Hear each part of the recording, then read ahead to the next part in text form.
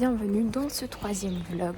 On est mardi, j'ai eu cours, il fait beau aujourd'hui, il est environ 17h30 et j'essaye de me diriger vers un parc où me poser pour pouvoir lire un petit peu, pour pouvoir tout simplement profiter du beau temps et faire une petite pause parce qu'à chaque fois je rentre et je suis sur mon ordi jusqu'à tard le soir, soit pour faire du montage, soit pour revoir mes cours, pour travailler, etc. Donc là, on fait une petite pause et on lit. Après, j'arrive dans un quartier où il n'y a que des maisons. Regardez, ça fait très industriel. Alors, je suis rarement allée dans le nord-nord de la France, mais ça me fait penser un peu aux maisons qu'on peut retrouver proches des gares ou autres. Vous savez, en briques et tout.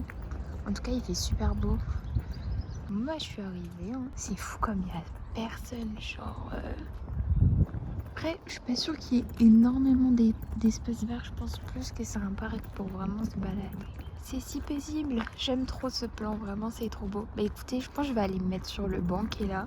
Et normalement, je pense que là, il était censé y avoir de l'eau, genre comme un petit lac. Mais c'est tellement aride qu'il n'y a plus du tout d'eau. Hein. Je sais pas ce qui s'est passé, mais c'est un peu n'importe quoi. Et j'en profite pour vous raconter une anecdote qui m'est arrivée hier. Je vais en cours de publicité. En fait, on devait chercher des publicités qui font référence à un endroit, à des valeurs communes.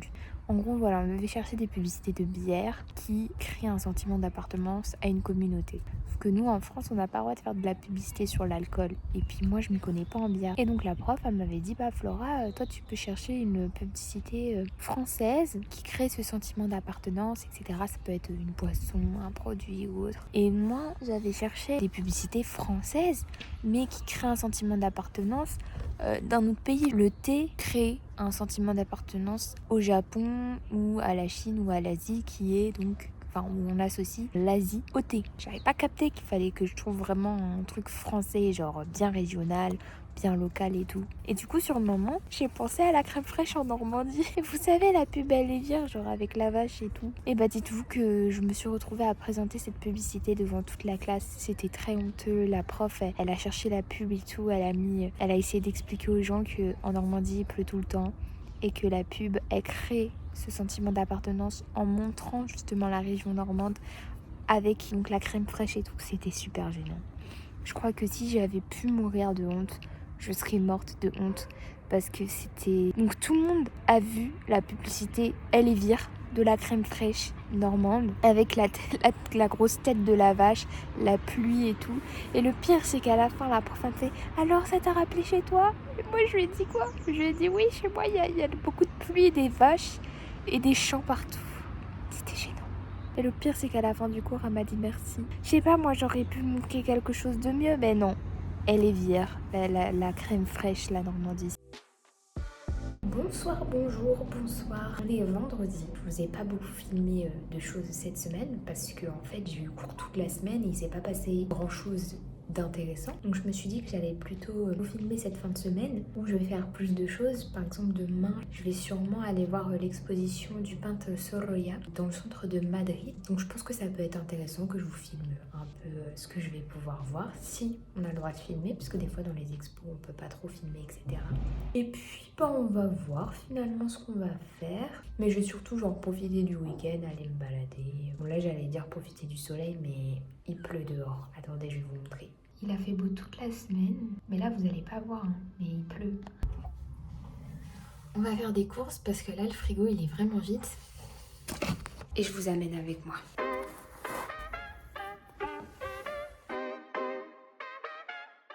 Je suis au 3e étage. Il me reste encore un étage à monter avec mon petit chariot de course. Ça fait du sport. Je vais vous montrer un petit peu ce que j'ai pris de bon pour cette semaine. Alors, des bagels.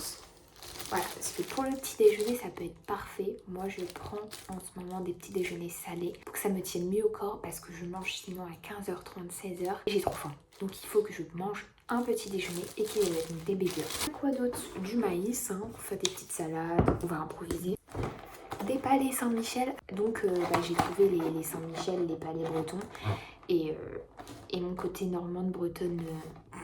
Quel côté breton même ? Non, mais mon côté un peu... normande, parce que Saint-Michel, le mont Saint-Michel c'est en Normandie, hein. Les Bretons, voilà, et revenu en... enfin pas appelé quoi. Du lait pour faire des petits lattés, un pépino, à savoir un concombre, Des yaourts à la grecque. Pour les protéines, mon côté préféré, des fruits. Alors, j'ai pris des framboises, des myrtilles, des raisins, du Philadelphia. Voilà, pareil avec les bagels le matin sur une tranche de pain parfait. Et des œufs, que j'ai oublié d'ailleurs. Des petites tomates pour la salade, des haricots verts pour les légumes, de la salade.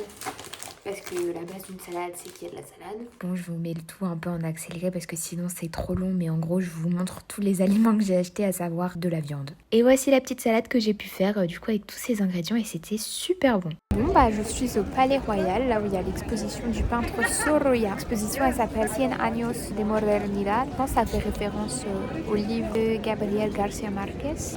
100 años de soledad. Du coup, on va aller voir ce que ça donne. J'avoue, je me suis pas fait spoiler. Je sais pas trop ça ressemble à quoi. Sorolla, je crois que j'ai déjà vu quelques tableaux à lui, mais I don't know. Donc on va voir ça. Et je vais vous filmer, j'espère que je vais pouvoir vous filmer quelques petits tableaux. On verra. Bonjour, on est le 9 février, à savoir le dimanche. Et je vais vous faire un petit débrief de ce qui s'est passé hier. Comme je vous l'avais dit précédemment, j'ai pu me diriger tranquillement vers El Palacio Real, où il y avait donc l'exposition du peintre Sorolla. C'était super bien. Pour l'entrée était un petit peu cher, j'avoue 14 €. Voilà, mais j'ai découvert vraiment un peintre que je connaissais déjà de nom et sûrement j'avais déjà vu quelques peintures de lui, mais jamais sans aller en profondeur sur vraiment qui était cet homme. Et donc j'ai vraiment découvert de très jolis tableaux et un univers très coloré. C'est un homme qu'on a pu voir dans l'exposition qui aimait profondément sa famille, surtout sa femme et ses enfants, qui l'a beaucoup peint d'ailleurs, et les portraits sont magnifiques.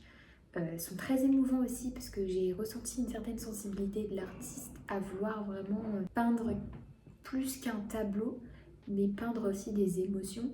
Et donc c'était vraiment très beau. Et en plus de ça, parfois, au-dessus des tableaux et surtout des portraits qu'il dressait, par exemple de sa femme, on voyait des extraits de cartes qu'il lui envoyait quand il était loin d'elle, sûrement pour des voyages, des déplacements, etc. Et c'était quand même un petit poète. J'ai vraiment apprécié en fait lire ces petits extraits. Je crois qu'au bout d'un moment on voit le portrait de sa femme qui s'appelle Clotilde et il lui écrit dans une lettre: j'ai bien fait d'amener ton portrait avec moi parce que crois-moi ou non, mais il te représente tellement qu'il n'est plus vrai que toi tu ne l'es.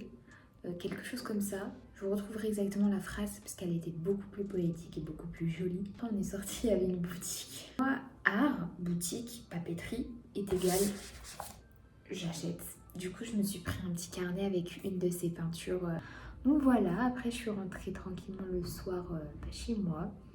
Et aujourd'hui, on est dimanche. Et je vais sûrement aller voir un centre commercial à Leganés. Voilà, un Westfield, Parque Sul, je sais pas quoi là.